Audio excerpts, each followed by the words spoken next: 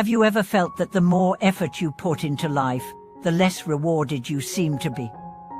Have you ever wondered why, despite doing your best, life still feels unfair and burdensome? Welcome back to our channel. Today, we are going to uncover a spiritual truth that is both timeless and often forgotten. Gratitude is not just a virtue, it is a force that shapes your destiny. More than positive thinking, more than optimism, it is the bridge between your current pain and future peace. And surprisingly, many people suffer not because they are unlucky or cursed, but because they have forgotten how to be grateful. Gratitude, in spiritual practice, is not just saying thank you when things go well. It is seeing blessings in the unlikeliest moments. It is recognizing grace even in hardship. And it is understanding that without the bitter, the sweet would lose its meaning. Let us begin by reflecting on the nature of suffering. Most people suffer not from what happens to them, but from how they interpret what happens to them. A delay feels like punishment. A betrayal feels like doom. A loss feels like injustice. But what if these were not curses, but invitations? Invitations to grow, to shed illusions, to awaken. There's a story of a man who lost his job unexpectedly. Initially, he spiraled into despair. But instead of falling apart, he took a walk every day, sat by the river, and reflected on what he still had: his health, his family, the sky above, the breath in his lungs. These small recognitions created a shift. Within weeks, he had not only found a new job, one that aligned better with his values, but he also reported feeling more alive than he ever had before. He later said, "Losing my job gave me back my life." What changed? Not his bank account, his awareness. Gratitude doesn't require a reason. It requires attention. When you train your eyes to see what is good, you create more good.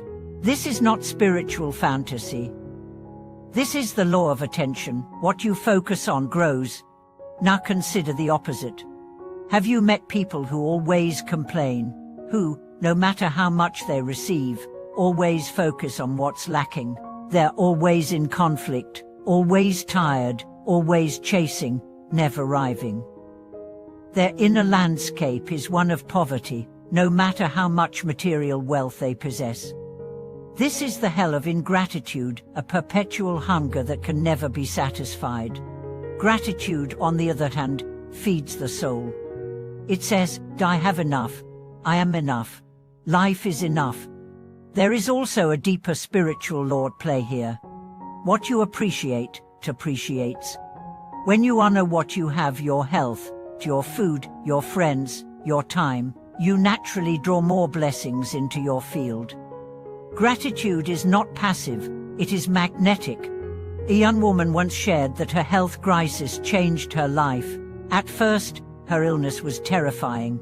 But as weeks turned into months, she began to thank her body every day for fighting, for healing, for surviving. Her prayers were no longer about asking, but about honoring. Miraculously, not only did her condition improve, but her entire worldview transformed. She said, "Illness became my teacher. It taught me how to see." This is the alchemy of gratitude. It turns suffering into strength and loss into learning. Let us also talk about relationships. Gratitude is the oxygen of healthy connection. When you stop seeing your partner, your parents, your friends through the lens of complaint and expectation, and start seeing them with appreciation, everything changes. Most conflicts don't start because someone did something wrong. They start because someone felt unseen, unappreciated, unloved. Imagine what would shift if, instead of pointing out flaws, you acknowledged efforts. Instead of demanding more, you celebrated what is. A simple thank you can melt years of resentment. A sincere compliment can reopen a closed heart. Gratitude, in this way, is healing. And this includes self-relationships. Many people live in constant war with themselves, criticizing, judging, punishing. But have you ever thanked yourself? for surviving, for trying, for showing up even when broken. When you begin to thank your body, your mind, your younger self, to your mistakes, you begin to heal. You stop fighting your past and start reclaiming it. Gratitude is not just a practice. It is a lens. Through it, the same world looks different.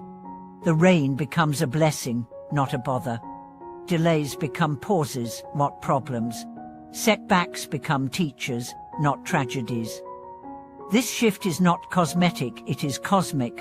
And perhaps the greatest form of gratitude is this: to thank life, even when you don't understand it. To bow to the mystery, to trust the unfolding, even when you're in pain. This is the gratitude of the awakened. They don't need things to go their way. They need only one thing: to remain connected to truth. For now, you may ask, how do I practice gratitude when everything hurts? The answer is, start small. Gratitude doesn't require grand gestures, it requires presence. Can you thank your breath, your heartbeat, the roof above your head, the taste of warm food, the sound of music? These are not small things. They are miracles disguised as ordinary. Keep a gratitude journal. Write down 3 things every day, not big things, real things. And don't just write them, feel them. Let the thankfulness rise from your chest, not just your pen. Speak your gratitude out loud. To your loved ones, to strangers, to your pets, to the sky. Make gratitude a language you live in. And most importantly, act on it. Gratitude without action is sentiment. Gratitude with action is transformation. Help someone. Smile, share, donate, forgive, lift. That's gratitude in motion. In Buddhism, there is a deep teaching about that field of merit. It means that when you cultivate gratitude and give without expectation, you plant seeds that blossom in ways you can't imagine. Your life becomes fertile with unseen grace. Not because the gods are rewarding you, but because you are aligned with the flow of existence. So if your life feels bitter right now, ask not what you're missing, ask what you're overlooking. Chances are, you're walking through blessings disguised as burdens. Thank you for watching this video. If today's message stirred something in you, if you remembered something you're grateful for, write it in the comments, share your stories. Help remind others of the good still alive in their lives. Don't forget to like, subscribe, and stay with us on this journey into the heart of awareness, compassion, and the silent power of giving thanks.